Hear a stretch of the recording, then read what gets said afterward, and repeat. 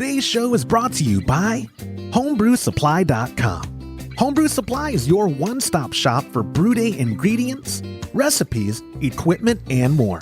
Take advantage of everyday low pricing and everyday flat rate shipping only at homebrewsupply.com. Go to homebrewsupply.com right now and use our promo code HHH to get 5% off your order. homebrewsupply.com. Let us help make your brew day better.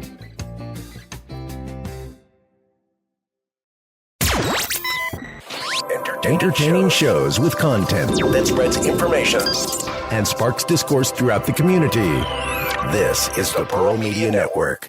Recruiting new brewers, choosing wood for custom mash paddles, repurposing ingredients from mini mash kits for all grain brew days, and is it necessary to air dry when using Iodaphor? This is Homebrew Happy Hour, episode 221.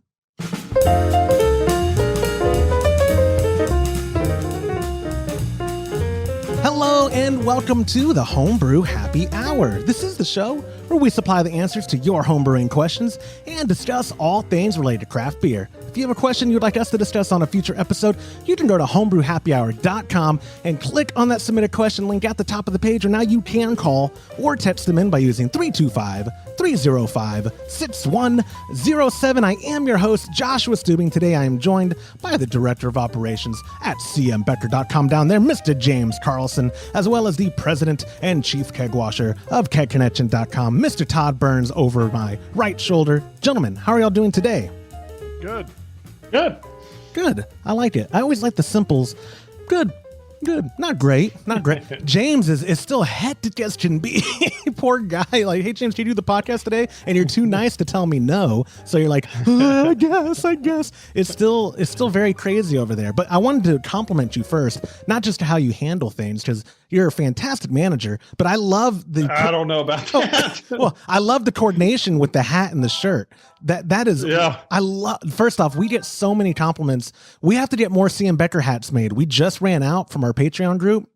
And I let people know, like, oh, the hats are out of stock. We'll get more made. And someone got their premium welcome pack, and they're like, where's my CM Becker hat? And I was like, I made a post about how they're out of stock. I'm sorry. He goes, when are they going to be in stock? Because I want my CM Becker hat. So I'm going to send this person my CM Becker hat for the immediate, because I have a couple. I gave my pop one. And then why would you want your greasy CM Becker? No, I never wore it. You did. Whenever the hats were made, you gave them to me. Yeah, he has that purple thing he wears. Thank you, James. You pay attention. I've been wearing the same hat, Todd, for a decade. Since I've known him. Yeah, that's right. Yeah, the one you got on your head right now looks like it's been on for a decade. Oh, well, this is my Carhartt, man. This is popular. Why are you wearing that? It's like warm. Oh, it's like 65 or maybe it's 70. That's a generational thing, right, James? I mean, yeah, that's a Tim Pool thing. I see people filling up their gas in August in Texas, and they're wearing a hat like that. I'm like,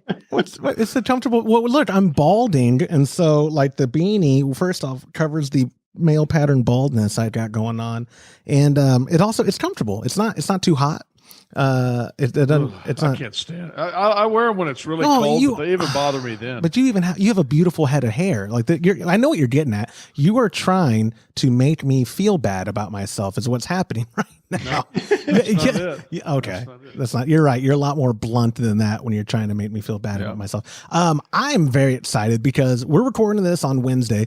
I'm about to leave town tonight and come up there. When people are consuming this, it'll be like right at the time, if not a little bit before, Kolsch Cup 2021 kicks off. We will be the four of us, or I say the four of us, the three of us plus Joe, who's upstairs in the warehouse right now getting busy with orders. We're all going to be judging.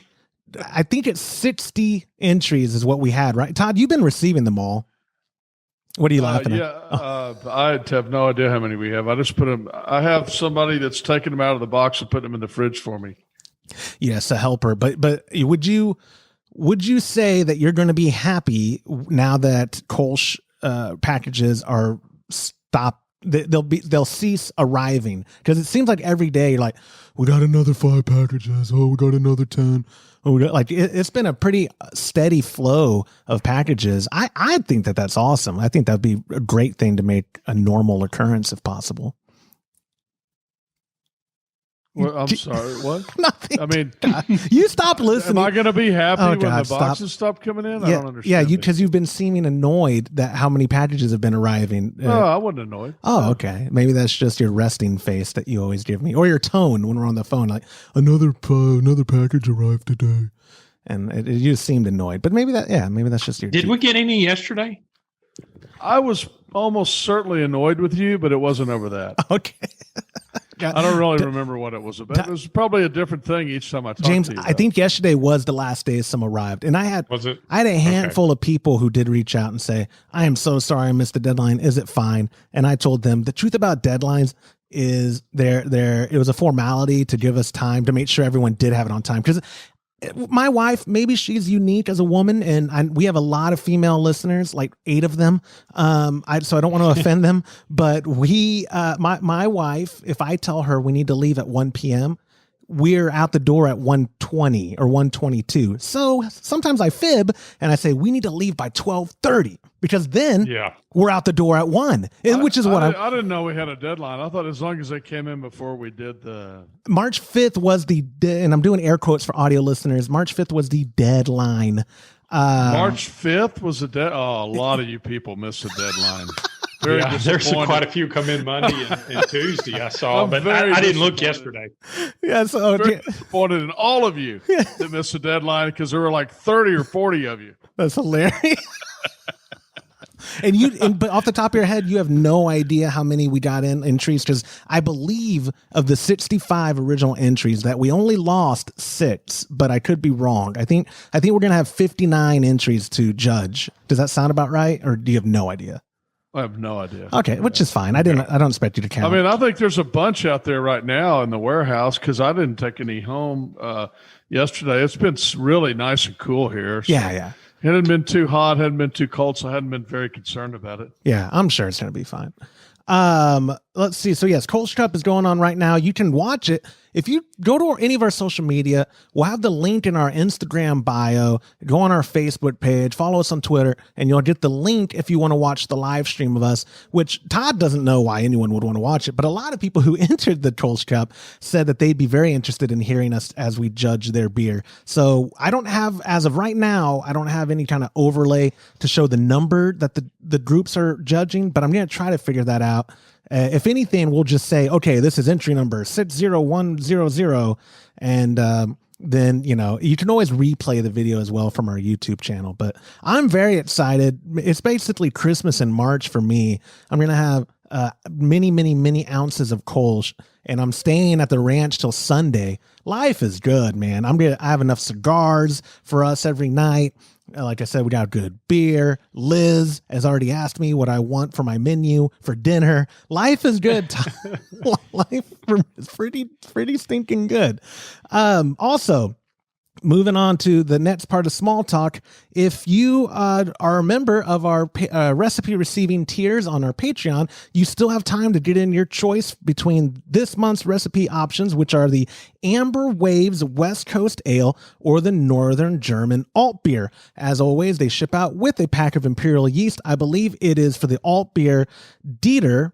And I believe for the West Coast Ale, it is Independence. I'm like 99% sure on those. I should have written it down in my notes, but both are amazing strains. We've used both of those before many a time, and you're going to get good results. I'm very interested in how the Northern German Alt Beer turns out. Did you end up brewing it yet up there, Todd, or is that a future brew day? No. I haven't brewed for a few weeks now. It's been impossible, and we can't brew this weekend. But I'm hoping to brew the following Friday or Saturday.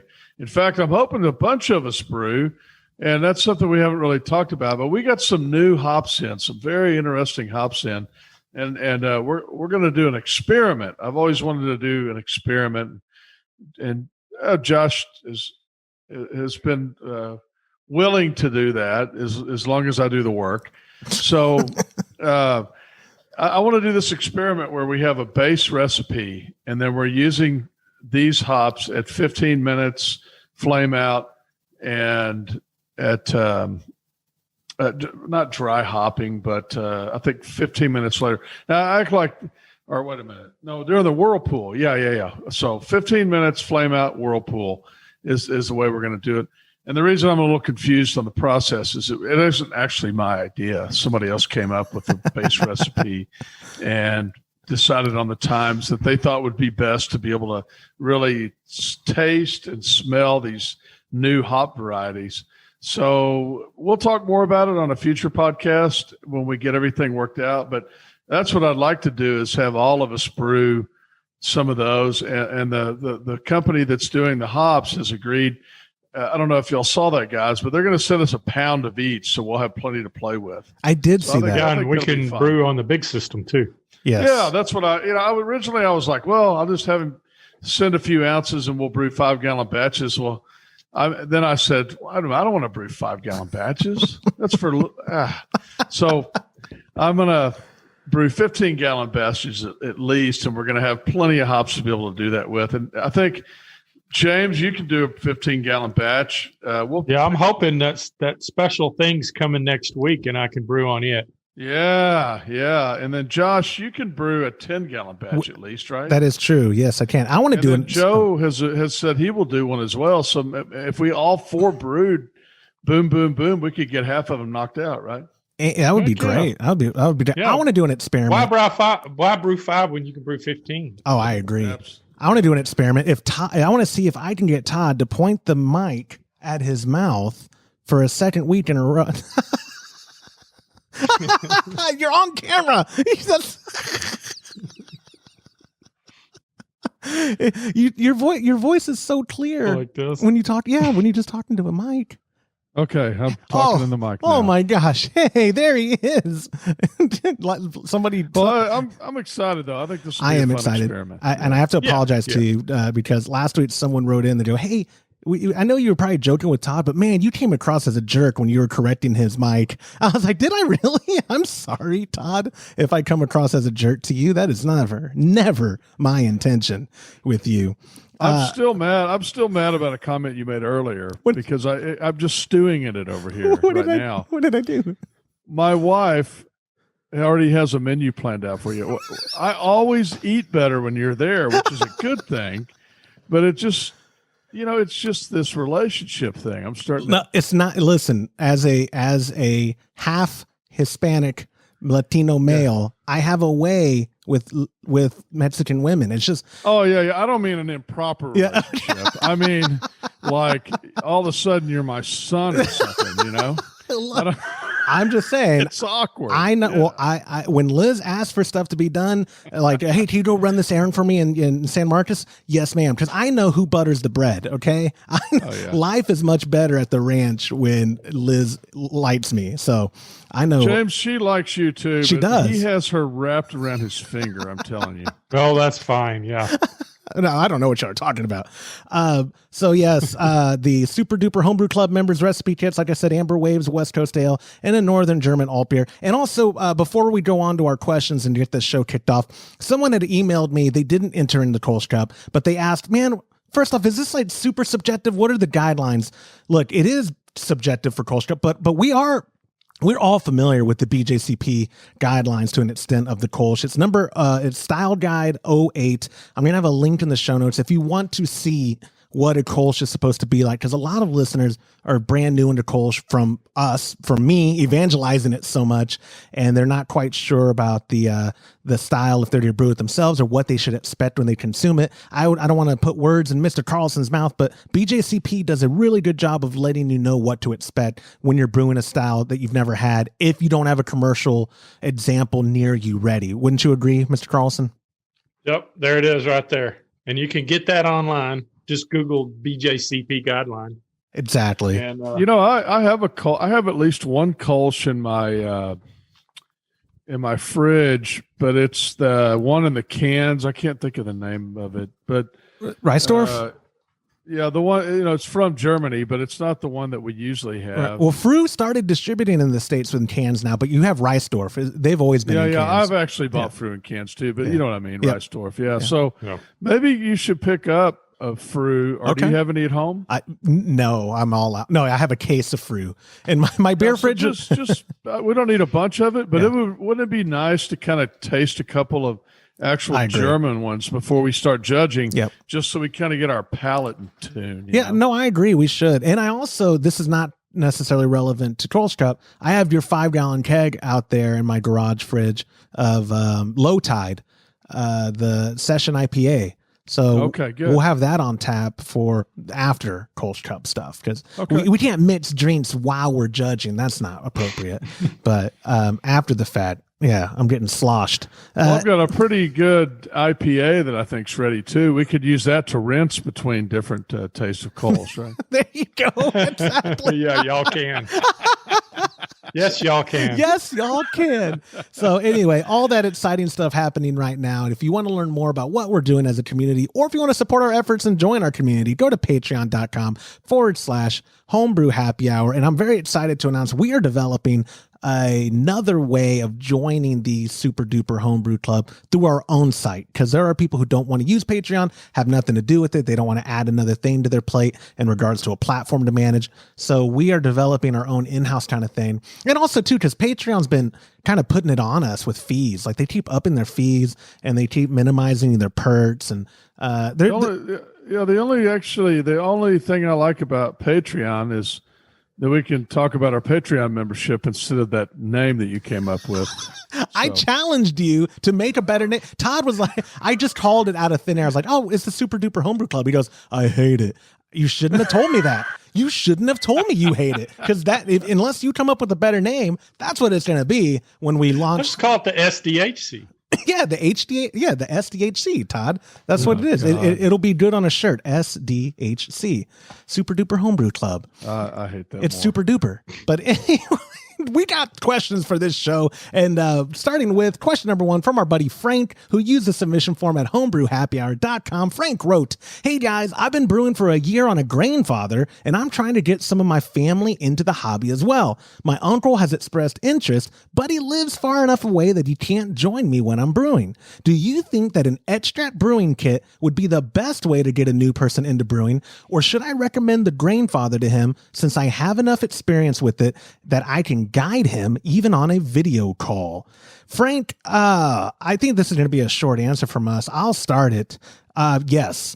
That's just the answer. There's no wrong way to get someone. I think the grainfather is so straightforward enough, and especially since he has experience with it, I don't think all grain brewing, you can't jump into it. The thing is, though, it's super expensive. And what if your uncle doesn't like it? What if your uncle doesn't like brewing? Now you've got $1,000 vessel that the resale value is decent, but you're not going to get your money back on it. You know what I mean? So James, what would you say to someone trying to get a friend or family member far away into the hobby?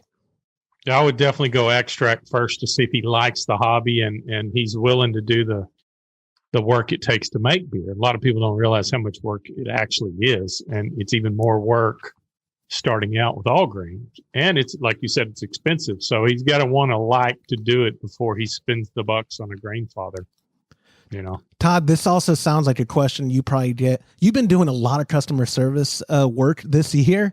Actually, for most of 2020, you kind of did a lot of the customer service side of things. What do you tell customers who say, I'm already brewing, I know what I'm doing, but I want to get someone else into it? Oh, yeah. I mean, I would definitely do an extract kit. You know, we've got a pretty good video on the Homebrew Happy Hour site now that really walks somebody through extract brewing. I mean, you could get a kit and watch this video and brew, and I think never look back. So you could always send him that link. It's free and it's simple. You know, it's just, I think that what I like about brewing on the extract first, by the way, James, I was a little surprised by your answer. I thought you were going to tell him to go for it, man, because I know you love that system. So that's I do. It's a fantastic system, but you know, you want to test the waters first. I was ready for a knockdown, drag out fight with you right here on the podcast, right? Yeah. No, but I think that one of the things that it does when you extract brew first is it lets you concentrate on the process and the steps without it being overly complicated. So you learn about some of the things that are really important, like sanitation and temperature and you know, how you do some of the things without having to be able to do all of them at once. Because if you start out brewing all grain, it's just a lot of steps and a lot of things to remember. I think if you start out with extract, you eliminate some of the steps, you learn the basics, and then you can add steps in, and it makes the whole process simpler to learn. That's my opinion, but I would definitely start out with extract. I agree with y'all's assessment.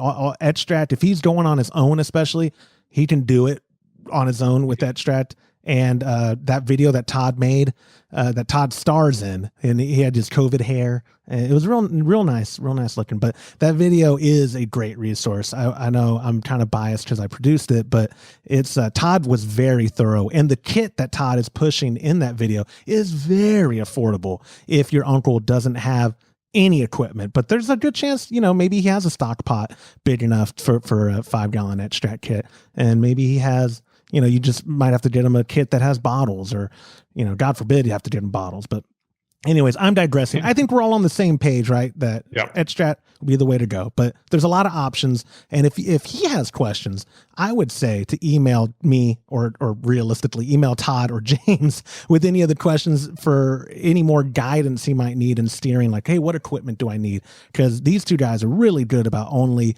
giving the, like, hey, here's your objective, and I'm going to make sure you get only what you need for that objective. No overkill. Like the last thing you guys do when I hear y'all helping customers is try to throw a bunch of stuff on them and complicate it. You're like, this is what you need, and start from there, and then we'll move on. So Frank, thank you for submitting the question. This is a great time to remind everybody, if and when we take your question on a future episode, we do give you a $25 gift card to kegconnection.com, courtesy of Mr. Todd Burns. So thank you, Todd, for your generosity. Moving on to question number 2. We're going to have to buy that now, aren't we? The .com. Yeah, the URL. I wish some of us could have a time machine and go tell Todd Burns of 2007 to buy kegconnections.com, because hey, don't say that out loud. I don't want anybody to go there on accident. I got an email the other day from someone. I don't even know how they emailed me. They listened to the podcast and they're like, hey, my order hasn't shipped yet, blah, blah, blah. And they're like, well, I was like, what's your order number? A14. And I was like, wait, there's no letters in our order numbers. It was from that company that bought your domain years ago, man. I know, and I had no, I didn't think about it at all. And I did buy the .com one, which hasn't been useful at all, right? So. I didn't know there was such a thing. He's lying. He's lying. You know what would be funny is if that company, who I won't name, used HHH as a promo code, so that people who make the accident have no idea that they're on the wrong site. That would be funny. I mean, not for us, but I can laugh when things are funny. Anyways, moving on to question number 2 from our buddy Alex, who also used the submission form at homebrewhappyhour.com. Alex wrote, "Hi Joshua, I love the podcast every week. I think I remember Todd saying once that he made his own mash paddle from wood that he had on his property. I'm surrounded by various trees and wanted to know if you thought I could use any of it for a custom mash paddle, or if some types of wood were better than others. I don't want to have flavors leach from my paddle if I can avoid it. Cheers." James, what was that chemical that leached from your... No. Oh, that wasn't a wood. Though. I know it was. It was a canoe paddle, right? It was a Walmart canoe paddle with water-based. That's the only reason it leached, though. But Todd, I'm going to throw. It was horrible. I'm going to throw it to you first, Todd, because yours. You made a custom mesquite. Correct me if I'm wrong. It was mesquite. Mash paddle, and it's beautiful. People have complimented it when we did our 200th episode. A lot of people noticed it and said, "Why don't y'all sell that?" And I was like, "Well, because Todd made it. Like Todd can't make enough to keep up with the demand. He doesn't have enough maybe supply." That's my new business. Paddle connection. Stay home and make paddles all day. You do mash paddle connection, and then I'll buy mash paddle connections and have my own competing site. Todd, so did you choose mesquite because of the readiness of your property, or was there a specific reason you chose mesquite over any other wood that you could have had? Well, I mean, I love mesquite. It's one of my favorite woods, and I've always been very fond of it. But I actually have 2 kinds of wood for the ranch. One is mesquite, and one is what we call Spanish oak or Texas oak or red oak. We call it, my family always call it Spanish oak, but it has lots of names here. The problem with oak is that it's fairly porous. So you get a lot of things in there, whereas mesquite is very, very hard. On the scale of hardness, I think it's a 10 out of 10. But there are certain woods like walnut, mesquite, I think birch that are very closed and wouldn't let a lot of stuff come in. I kind of a rule of thumb would be if somebody uses it to make a cutting board, it's probably good for a brew paddle as well. Now, as far as taste leaching out, I kind of hoped a little mesquite taste would leach out of my beer, but it hasn't happened so far. I don't know if any of the woods would leach, because what the other thing too is I don't put any finish on when I do something that I'm going to brew with. I wouldn't put any kind of finish on the wood. So you've also got to have a wood that's not going to suck in a lot of water moisture when it gets wet if it doesn't have a finish on it. Because I was afraid, even if it was a safe finish, like an oil-based finish that wouldn't really necessarily hurt anybody or be bad for anything, you would still get that oil in the beer, and I think that might affect the head, the taste, other things. So, it's an unfinished wood, and it's a very hard wood. It's very nice, and I was listening to you, but I was also thinking, because this property I moved on has a ton of oak, but it also has a lot of juniper, like the red cedar trees. Yeah. Do you think? Well, yeah, they used to use that for hop. Wasn't it, Todd? The Quebec? The berries on some of the, but the juniper in Texas, I think the ones you're talking about they're not the same as the junipers up north. Or I might be mislabeling them. I mean, I thought junipers and cedars were the same thing. They're not. The name is used interchangeably, but there are cedars or junipers that are very different. Right. We have red. Very different. I've heard them called red cedar out here, and I don't know if that's in reference to the pollination time when they start turning red. All I know is I never had allergies in my life, and my wife is dying, and she apparently knew they were all up here, but she's like, but the property was worth it, as her eyes are swollen shut. And my dad too. But do you think if you were to make it out of like an allergenic type of tree, obviously it's in the pollen, not in the bark, that wouldn't cause anybody issue? Okay, I didn't think it would, because again, it's in the pollen, not the tree itself. But I always thought isn't cedar a sturdy wood? I mean, people use it for like cedar beams and stuff. It seems like cedar would be a good tree to make a mash paddle out of. The oak ones, like you said, you have a ton of oak on your property. Yeah, I don't know. Cedar, I'm trying to think. I would think cedar would be more porous than mesquite. It's a very soft wood, so I don't think you would want to use a super soft wood like that. Okay, and Isn't it real sappy too? Yeah. Oh, it is. No, you're right. Yeah. It is. And Alex, he just submitted this question a few days ago, and I replied to him this morning, and I didn't hear back. He didn't tell us what kind of wood he has on there. If you want to, email us, or you can go direct to Todd, because he's the one who's going to answer your question anyways. tburns@catconnection.com, or now you have tburns@homebrewhappyhour.com. That's the email I should be given for questions. James, we need to make you a J. Carlson at Homebrew Happy Hour. I say that you're always checking your email though. James is the absolute best about get something in his inbox and replying, so you don't need that. Sometimes Todd needs the separation because he doesn't delete anything. Yeah, but it might be easiger for the people to email me. I agree. They know. Yeah. So know what I mean? I'll make you that. I'll make you a J. Carl right when we get off the show. So by the time this publishes, it'll be live. Y'all test me. Y'all send them some hate mail. And then we can put the email at the bottom of the screen. Absolutely. I'll right there. J. Carlson at homebrewhappyhour.com. But I forgot you made me one. I haven't been checking it, but I think it's set up to go to one of my other emails, right? It is. No, that's what's fine about it. We have it as a forwarder, because you were like, how am I going to remember to check it? I was like, let's just set up an automatic forward, so it saves a copy in that inbox and it forwards it to your T-Burns at Cat Connection.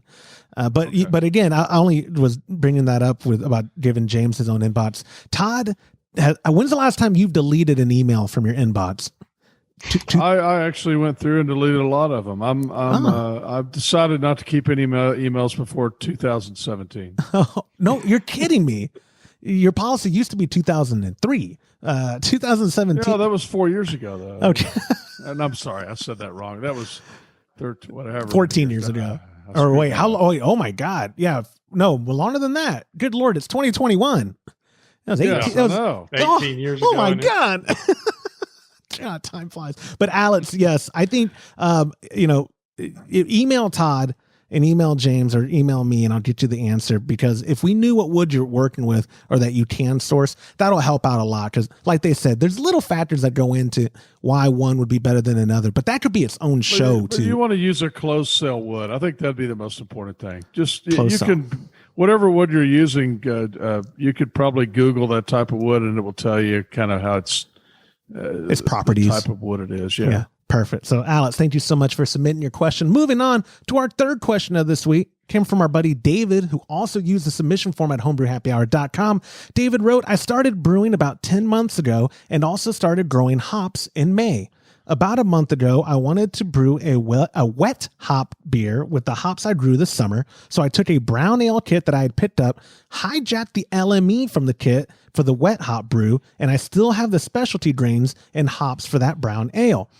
While that beer was fermenting, I bought equipment to move into all grain, so now I'm anxious to get started. Can I use the specialty grains for my extract recipe in an all grain kit? Do the ratios for those specialty grains remain the same between extract and all grain? Would I put the specialty grains into the mash instead of steeping them? I assume I can replace the LME with grain that I mash myself, but I'm not sure which grain would produce closest to light LME. 2-row? Thanks for the help. Love the show. Keep up the good work. Cheers, David. James, you knew I'm going to throw this at you first, man. What do you think about breaking down this question? First off, the top part. Can I use the specialty grains from an extract recipe in an all grain recipe? Yep. Because think about it, every extract kit and every all grain kit has base malt. So the base malt would be the base malt grains on an all grain. It would be the malt extract in an extract kit. So the cool thing is you can go into Brewer's Friend. They have a calculator where you can calculate the difference between the two. And they have charts that show what substitution charts for what you're looking for in grain versus extract. So everything you need to know is on brewersfriend.com. And it's a good resource. I highly recommend it. I use it all the time. I was going to say, I know you are one of the guys that has grains saved because you don't like to waste. You don't waste if you can avoid it. Then you don't view grains in the category of they're like, oh, this was for this kid or this, because grains are grains, right? Like the specialty grains, pardon me. Like the specialty grains, the ratio, if it's a 5-gallon recipe, you're steeping the same kind of amount of specialty grains that would have been mixed in with your base malt on an all grain kit. True? Right.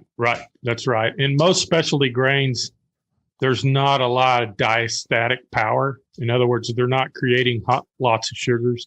They're creating taste, flavor profiles, which is the same thing you're doing when you're steeping the grains. So I think it's super simple. So if you've got an extract kit you use a lot, maybe you may have a recipe that you use.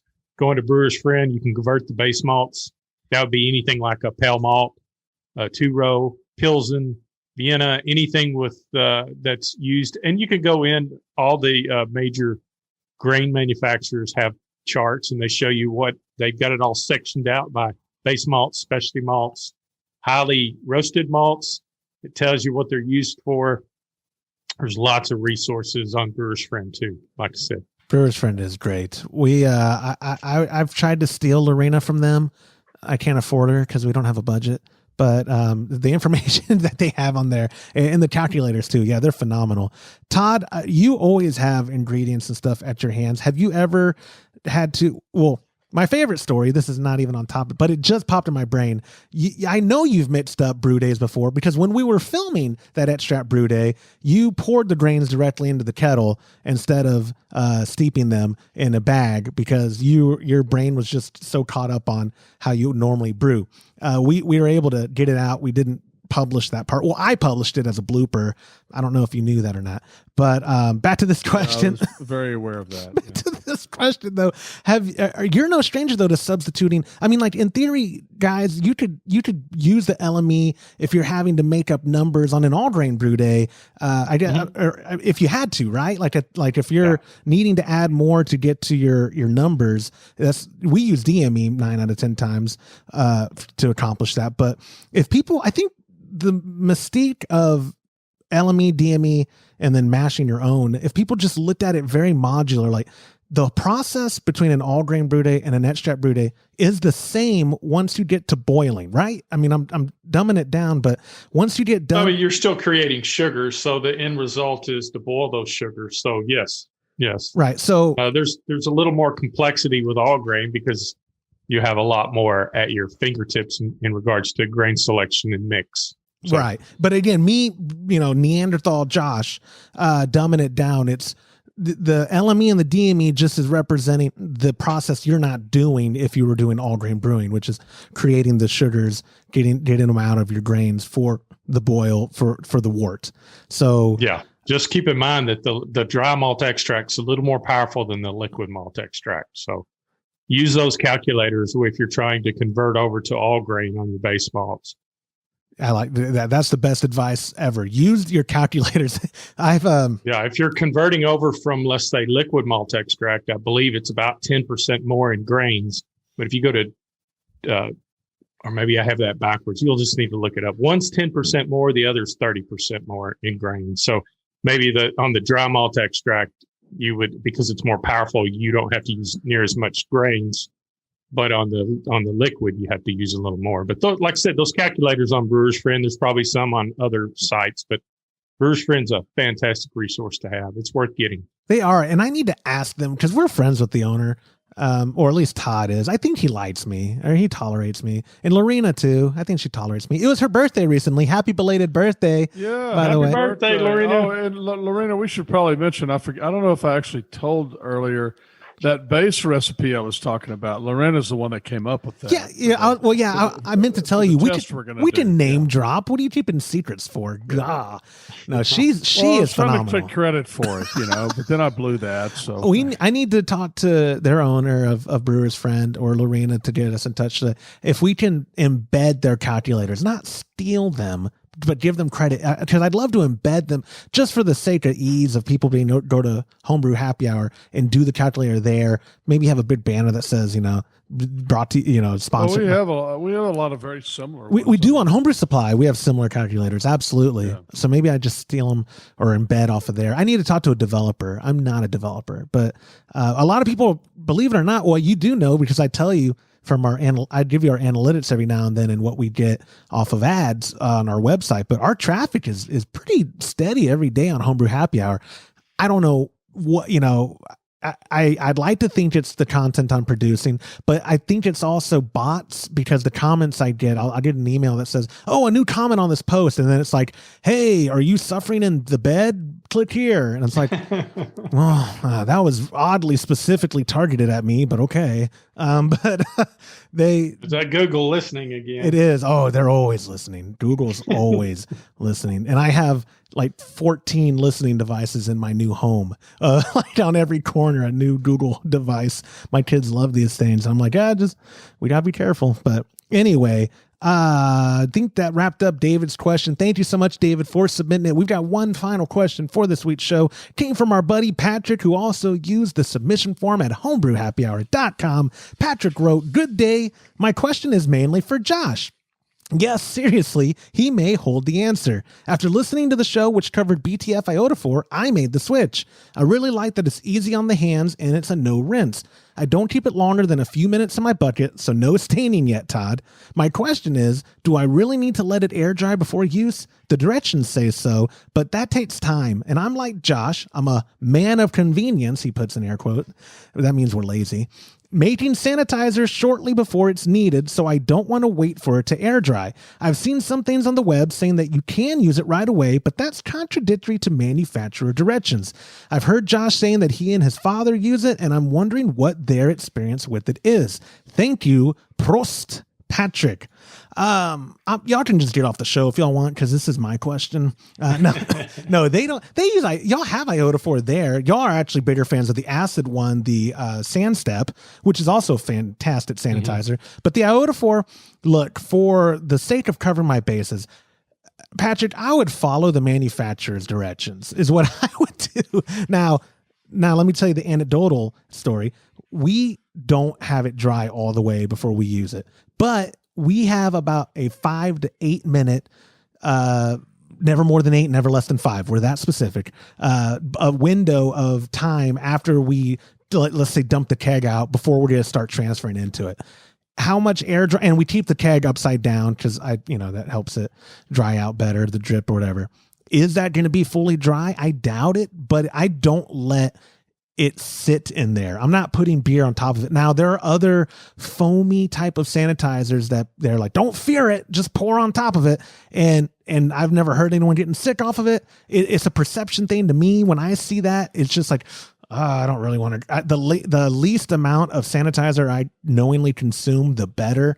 And so, do I let it fully air dry? No, we don't. But the manufacturer says that probably for a reason. So, I would not go sanitize, dump, transfer like that. I would give it 5 to 8 minutes like we do. And we've always had good results. And I'm with you, even though our buckets do stain and some of our equipment has stained from it. Iodaphor is fantastic. National Chemicals has done a very good job with that product, and me and my dad love it. But Todd, what are your thoughts on sanitizer before using the gear that you have sanitized?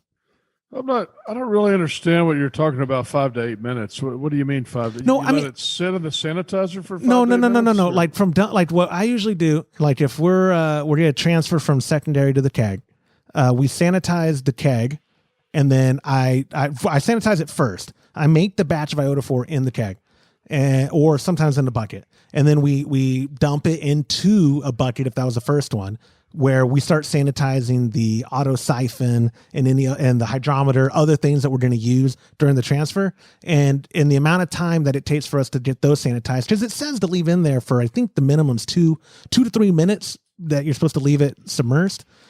Between that time and then getting all the stuff back where our area is and then start transferring is right about 5 to 8 minutes is what I meant. So the sanitizer is out of the keg for about 5 to 8 minutes before beer is hitting the keg. That's what I meant specifically. Is that? Oh, okay. Yeah. I mean, I wouldn't let it air dry. I think I don't remember if Jonathan actually covered that on the show when he used to work for them when we did the show. But I mean, he didn't let it air dry when he used it for home brewing.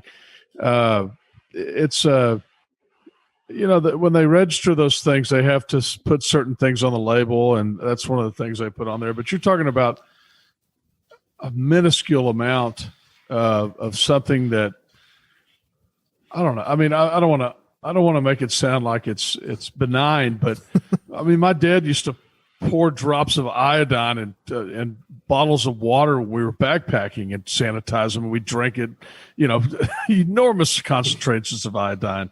So it's the amount that you would get from letting it air, letting it dry as far as just getting everything out of there, not having any liquid in there. One thing I would do is I would make sure that you press down on your dip tube on your keg if you're doing a keg and get the stuff that's stuck in the dip tube out.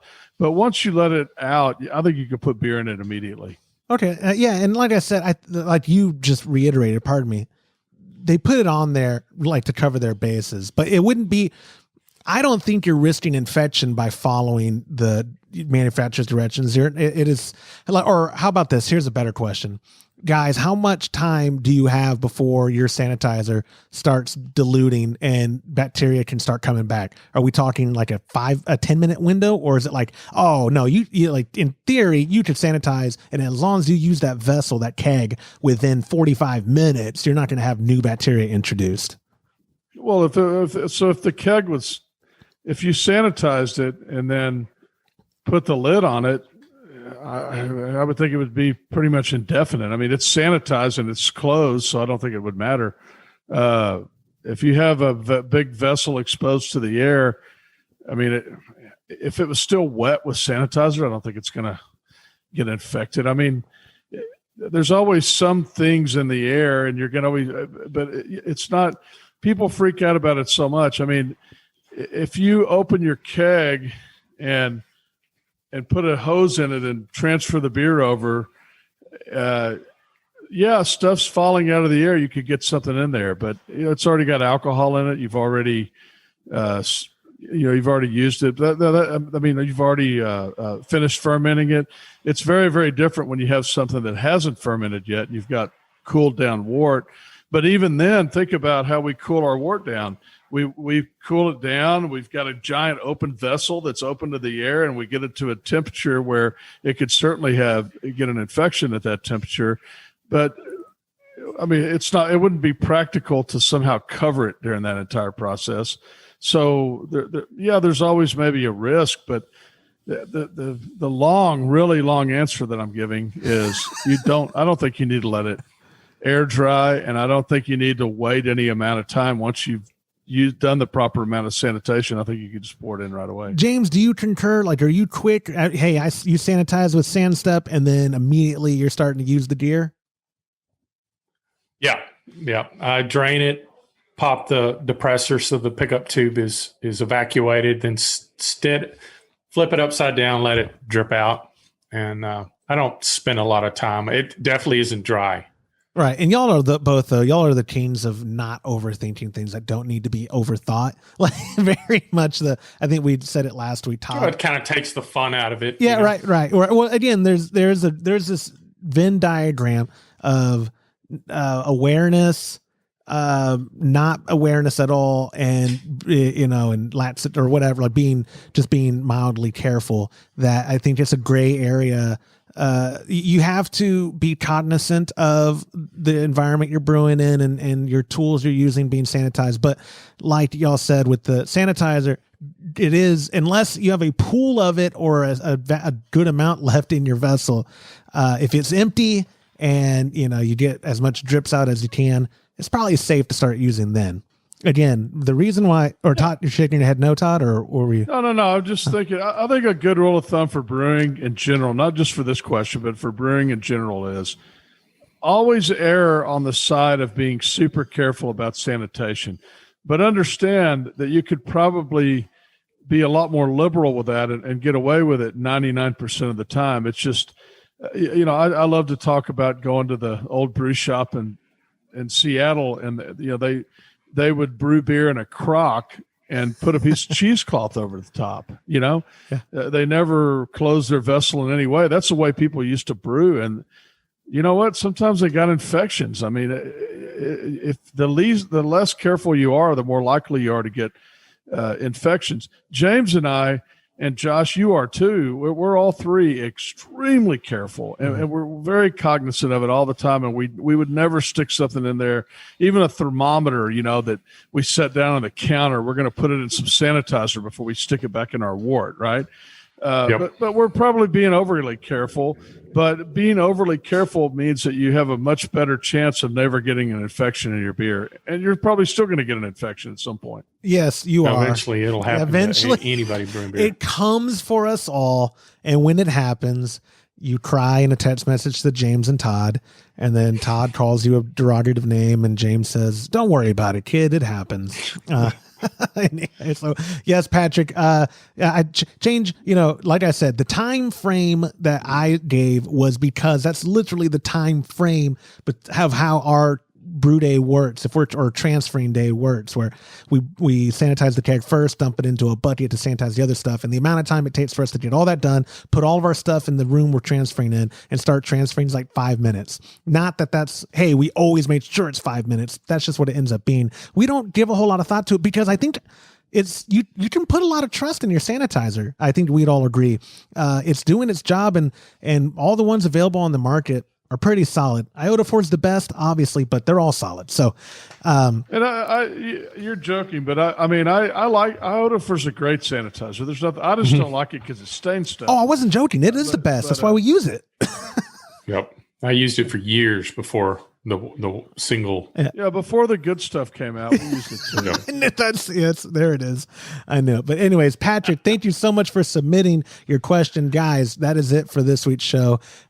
If you can't tell, listen, or video watchers, because audio people can't see the huge smile I have on my face, that it's Kolsch Cup. I am so excited. We did, unfortunately, our buddy Wes, he has to run. He's the brewmaster at Teddy's, and go figure, he has to run the brewery. So he had to drop out. He won't be there. So it's going to be me, Laddit Joe Ermis, Mr. James Carlson, and Todd Burns, Chief Kegwasher, judging your beers. We're going to break it up into 2 groups of 2, and we'll each take about 15 entries per day. Thursdays tomorrow, you're listening to this right now. The Thursday of this week is day 1A. We're going to judge about 15 per group. And then Friday will be day 1B. We'll judge the remaining ones per group. And then Saturday we'll have the top 10, I think we agreed on, from cumulative scoring of both day ones. Will be a top 10 on Saturday. We'll then all judge every beer together and crown a grand champion, king or queen of Kolsch. And I couldn't be more excited. I have to hold myself down in this chair because just the thought of 4 days or 3 days, well, really 4, because I'm going to be drinking when I get there tonight, of Kolsch. It just sounds like the best day. Like 2021 is such a good year. It has been so good to me. So anyways, gentlemen, I appreciate y'all's time doing the show with me early, and I will see y'all soon. See ya. And that will do it for this week's episode of the Homebrew Happy Hour. If you have a question you would like us to discuss on a future episode, you can go to homebrewhappyhour.com and click on that submit a question link at the top of the page, or now you can call or text them in by using 325-305-6107. Thank you to our show sponsor, homebrewsupply.com, for supporting us and the homebrewing community. Go to homebrewsupply.com right now, use our promo code HHH, and you'll get 5% off your order. On behalf of Todd Burns, James Carlson, and the Pearl Media Network, I'm Joshua Stubing. Thank you for listening.